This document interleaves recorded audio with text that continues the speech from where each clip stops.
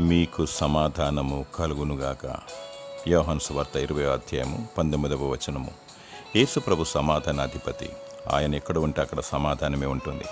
ఆయన ఈ లోకంలో జన్మించినప్పుడు ఆయనకిష్టులైన ప్రజలకు భూమి మీద సమాధానము కలుగునుగాక అని దూతలు పాటలు పాడారు.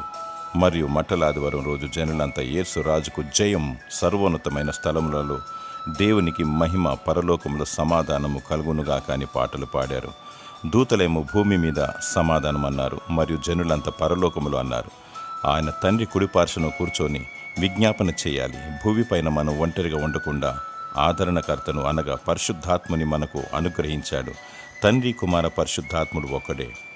మీకు సమాధానము కలుగునుగాక అని యేసు ప్రభువారు ఆశీర్వదించారు.